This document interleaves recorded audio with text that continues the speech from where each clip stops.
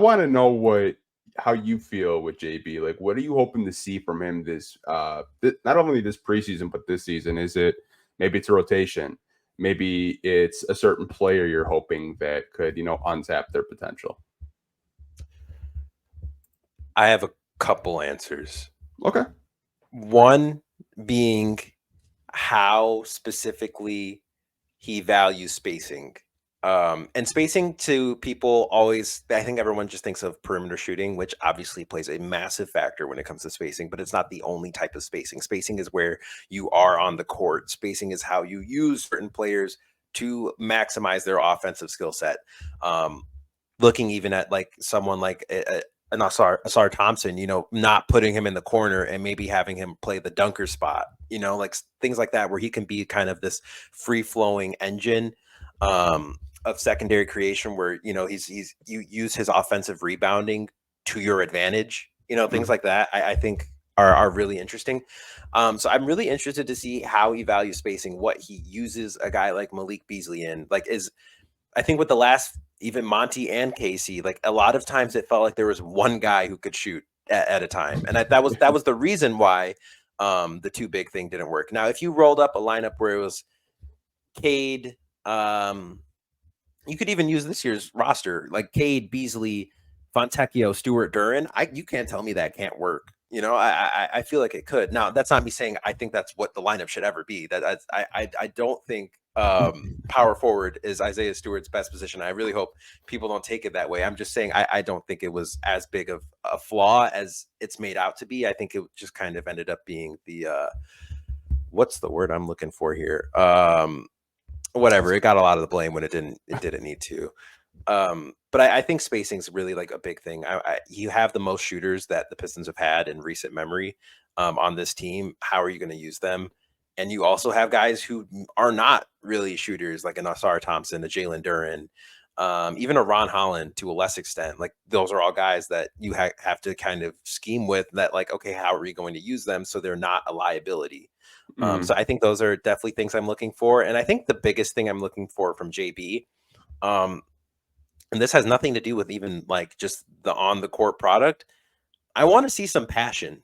Yeah. I would like to see, and I've already seen it thus far, but I would like to see a coach whose words matches the actions. Like I want to see someone who gets fired up when, his players, there's a missed call, you know what I mean? Or like Yeah. he sees someone who's not, I don't want to, I don't want to, I'll shit say on it for anybody. you.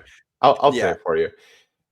You don't want him going in a press conference saying one thing and then his actions just don't meet anything on the court. Like one coach, Stan Van Gundy, would go in a press conference, tell you that was bullshit, and then he would go in a ref, and you could visibly hear him, and you could hear him like that's bullshit. Like I get what you're saying. You want JB to kind of just match that energy 100%. Just don't kind of like put on a face because the cameras are like right in front of you.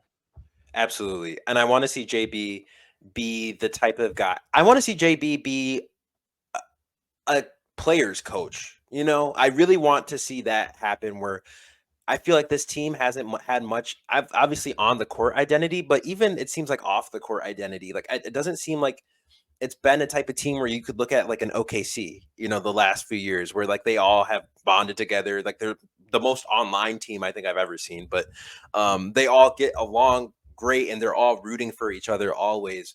And there's this great sense of camaraderie and brotherhood that they have. That's not to say the Pistons locker room has, had issues or anything like that, but it just they haven't had an identity. They haven't had a coach that they can kind of rally around as well. And I really am hoping to see JB be that because he was that in Cleveland. And I really want to see the Pistons have something like that. Because I think once you start having those types of camaraderie, brotherhood, like, it's ironic because with the Monty, the talk was always like, he's going to give you a speech on how to be a man. And that was like the memes, like Suns fans would say when he got hired, like, oh yeah, he's going to give a lot of great speeches about being a man. But like, I think truly the off the court stuff plays a much bigger role on the court than a lot of people realize. So I really want to see this team kind of form an identity.